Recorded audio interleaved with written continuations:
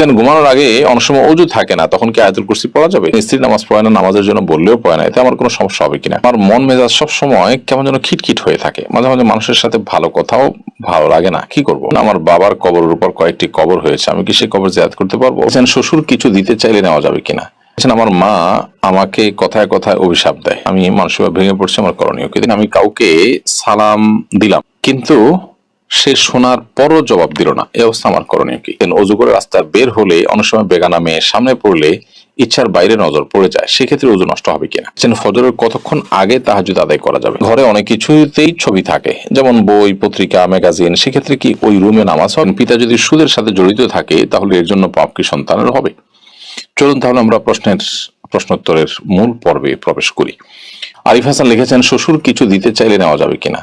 একটা হলো যে সামান্য গিফট, খুব সামান্য যদি কোনো গিফট দেয় তাহলে সেক্ষেত্রে সেটা নেওয়া যেতে পারে। যদি সামান্য গিফট না হয়, যদি বিশেষ কিছু এমন কিছু দেওয়া হয় যেটা আসলে যৌতুকের পর্যায়ে পড়ে, খুব গুরুত্বপূর্ণ কিছু, খুব আপনার দামি কিছু, তাহলে সেক্ষেত্রে অবশ্যই আমাদেরকে খেয়াল রাখতে হবে যে আমরা সেরকম মূল্যবান কোনো কিছু যেটা যৌতুক হতে পারে, যদিও হাদিয়া, গিফট ইত্যাদি বলে দেওয়া হয়, কিন্তু যেহেতু মূল্যবান কিছু সাধারণত শ্বশুরবাড়ি থেকে দেওয়া হয় যে এটা যৌতুকের অংশ হিসেবে দেওয়া হয়, সেই কারণে সে বিষয়ে আমাদের সতর্ক থাকা উচিত এবং সাবধান থাকা উচিত। শিলা আক্তার লিখেছেন, ঘরে অনেক কিছুতেই ছবি থাকে, যেমন বই, পত্রিকা, ম্যাগাজিন, সেক্ষেত্রে কি ওই রুমে নামাজ হবে? এছাড়া বাচ্চাদের বিভিন্ন খেলনাও থাকে। বোন শিলা, ঘরে বিভিন্ন আসবাবপত্রে যদি প্রাণীর ছবি থাকে তাহলে সেক্ষেত্রে সেই রুমে, বিশেষ করে এটা প্রকাশ্যে যদি থাকে টাঙানো ইত্যাদি, তাহলে সেখানে নামাজ না পড়ে, যেখানে নাই সেখানে নামাজ পড়া উচিত। অথবা ওখানে নামাজ পড়তে হলে সেটিকে যথাসম্ভব ঢেকে কোনো কিছু দিয়ে চাপা দিয়ে তারপরে বা ড্রয়ার ইত্যাদিতে রেখে তারপর নামাজ পড়া উচিত। এটি মাকরু হবে, তবে সেখানে নামাজ হবে না এরকম না, নামাজ হয়ে যাবে। ফাহিম কাউসার লিখেছেন, কোন মহিলা হজ করলে তার নামের আগে আলহাজ লেখা জায়েজ আছে কিনা? নামের আগে আলহাজ পুরুষের জন্য লেখা যেখানে উচিত না সেখানে মহিলার জন্য কারণ লিখতে যাবে? একই কথা, পুরুষ মহিলা কারোর জন্য এটা শোভনীয় নয় যে তিনি হজ করেছেন সেটি তার নামের আগে লিখে রাখবেন। এটি তার এখলাস এবং তার যে নিয়তের ব্যাপারটা আছে সেটা নিয়ে রীতিমতো ধোঁয়াশা তৈরি করে, এই জন্য এটা না করা উচিত। এবার বন্দেগী এটা মানুষের কাছে বলে বেড়ানোর সারা জীবন ধরে এরকম কোনো বিষয় নেই। হ্যাঁ, প্রসঙ্গ তো আসলো, ওখানকার কোনো ঘটনা বললো, সেটা ভিন্ন বিষয়, বাট আপনার আলহাজ উপাধি এটা সেটে নিজেকে হজ করেছেন সেটি জাহির করা অবশ্যই গুনাহের কথা। রফিকুল ইসলাম আপনি লিখেছেন, সর্বোত্তম সর্বশ্রেষ্ঠ জিকির কোনটি? সর্বোত্তম এবং সর্বশ্রেষ্ঠ জিকির হলো লা ইলাহা ইল্লাল্লাহ।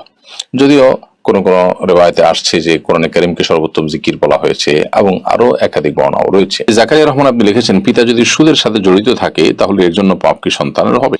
পিতা যদি সুদের সাথে জড়িত থাকে, হারামের সাথে জড়িত থাকে, তাহলে এর জন্য সন্তানদেরও পাপ হবে না, বিশেষ করে যখন সন্তানরা ছোট থাকবে, ডিপেন্ডেন্ট থাকবে। প্রাপ্তবয়স্ক যদি হয়ে যায় তখন সন্তানদের দায়িত্ব চলে আসে, তারা নিজেদের মতো করে ইনকাম উপার্জন করবে এবং হারাম বাবার যে উপার্জন আছে তার বিকল্প তারা নিজেরা বের করবে। মোহাম্মদ রাশিক সারিয়া লিখেছেন, ফজরের কতক্ষণ আগে তাহাজ্জুদ আদায় করা যাবে? ফজরের ওয়াক্ত হওয়ার ঠিক আগ মুহূর্ত পর্যন্ত তাহাজ্জুদ আদায় করতে পারবেন, তবে সেটা যতটা আগে হবে, বিশেষ করে রাতের 1/3 ফজরের ফরজ নামাজের অন্তত 5-10 মিনিট আগে হতে পারলে ভালো হয়, কিন্তু ফজর নামাজের ওয়াক্ত হওয়ার ঠিক আগ মুহূর্ত পর্যন্ত আপনি সেটি পড়তে পারবেন।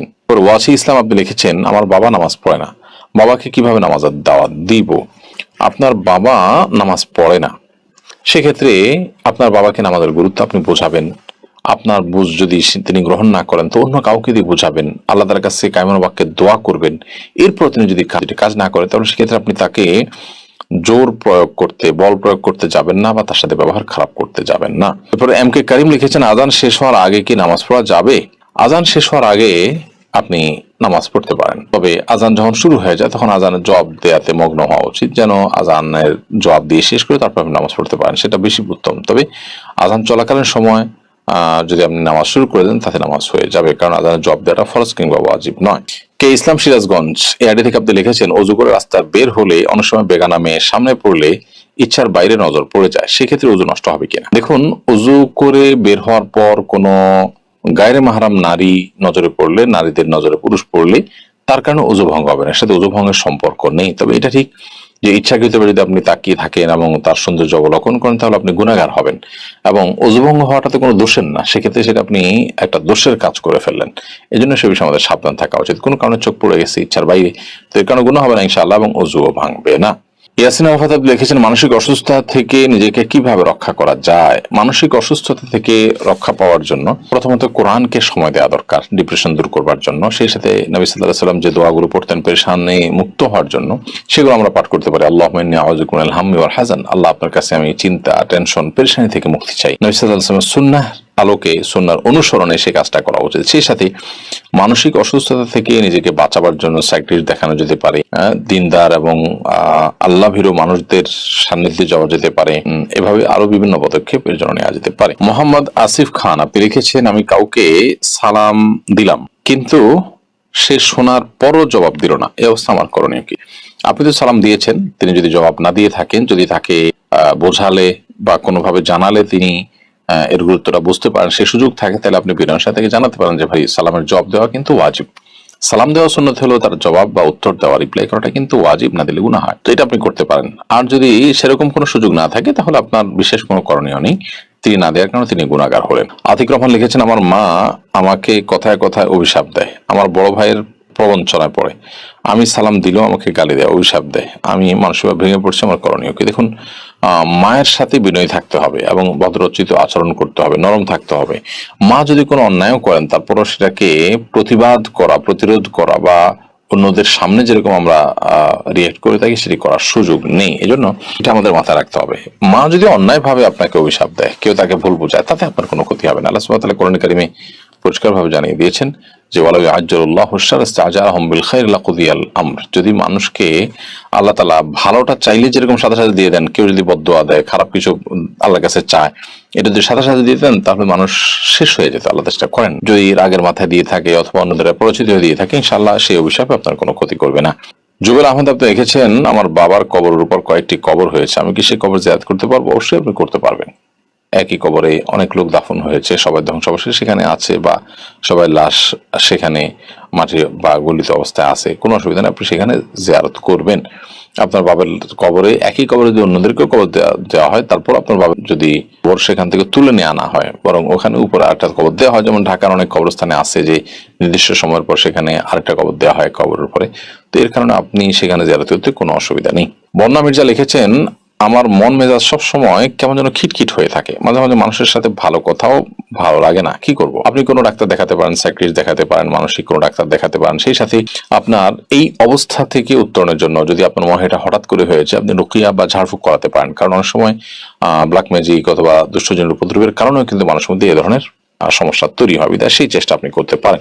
আকরাম হোসেন লিখেছেন, ঘরে একা ফরজ নামাজ পড়লে কি উচ্চস্বরে কোরআন তেলাওয়াত করতে হবে আর উচ্চস্বরে তাকবীর দিতে হবে? একা একা যখন আপনি তেলাওয়াত করবেন তখন নীরবে কিংবা উচ্চস্বরে যে কোনো ভাবে পড়তে পারেন। যদি অন্য কারো ডিস্টার্বের আশঙ্কা না থাকে আপনি উচ্চস্বরে পড়তেই পারেন। তাকবীর বিষয় যেটি, সেটা হলো যে আল্লাহু আকবার, নামাজের কথা আপনি বলছেন, নামাজ যখন পড়বেন তখন উচ্চস্বরে কোরআনে কারীমের তেলাওয়াত আপনি রাতের বেলা নামাজ হলে করতে পারেন, আবার চাইলে নীরবেও পড়তে পারেন। দিনের বেলা নামাজ তো ডেফিনেটলি আপনাকে আস্তে পড়তে হবে এবং তাকবীর গুলো আপনি উচ্চস্বরে দিবেন। সেই সাথে একামত দিবেন, একামত দিয়ে ইমামের যেভাবে নামাজ পড়ায় ঠিক ওইভাবে আপনি নামাজ পড়বেন। উদ্দেশ্য হলো অন্য কেউ যেন আমার তাকবীর শুনে, আমার একামত শুনে আমার সাথে এসে শামিল হয়, যোগ দেয়, এমনকি নফল নিয়তে এসে যোগ দিলেও আপনি জামাতের সওয়াব পেয়ে গেলেন। সেই উদ্দেশ্যে আপনি এটি করতে পারেন। রাব্বাতুল বাইত আইডি থেকে আপনি লিখেছেন, একটা ছেলের সাথে হারাম সম্পর্ক ছিল, তওবা করে ফিরে এসেছিলাম, কিন্তু আমি আমার তওবা বারবার ভেঙে ফেলেছি, আমি এবার খুব সিরিয়াস। এখন যদি আমি আবারও তওবা করি, আল্লাহকে ক্ষমা করবেন? অবশ্যই আল্লাহ তাআলা ক্ষমা করবেন। আল্লাহ তাআলা তাওয়াব, তাওয়াব মানে যিনি বারবার বারবার বান্দাকে ক্ষমা করেন, বিধায় আপনি তওবা করতেই থাকবেন। তবে হ্যাঁ, এটা ঠিক যে আপনার আগের তওবাগুলোর চাইতে পরবর্তী তওবা অত্যন্ত স্ট্রং হওয়া উচিত, তা না হলে আল্লাহ তাআলার কাছ থেকে ক্ষমার আশা পাওয়া খুবই দুরূহ। বিধায় আপনার এবারের তওবা হওয়া উচিত আগের গুলোর চাইতে শক্তিশালী, যাতে করে বেশি সময় লাস্টিং করে এবং সাস্টেইন করে, সেই চেষ্টা আপনি করবেন। এমনি মিজানুর রহমান লিখেছেন, স্ত্রী নামাজ পড়ে না, নামাজের জন্য বললেও পড়ে না, এতে আমার কোনো সমস্যা হবে কিনা? আপনার বলাটা যদি দায়িত্বশীলতার সাথে সর্বোচ্চ লেভেলের হয় এবং সব ধরনের প্রচেষ্টা থাকে এবং নামাজ না পড়লে আপনি তার সাথে থাকবেন কিনা সেটা নিয়ে বিবেচনা করছেন, সেরকম বার্তাও তাকে দেন, অর্থাৎ আলটিমেটামও দেন, সবকিছু করেন, এরপর তার যদি কোনো কাজ না হয় তো আল্লাহর কাছে আপনার দায় থাকবে না ইনশাআল্লাহ তাআলা। তবে আপনার চেষ্টা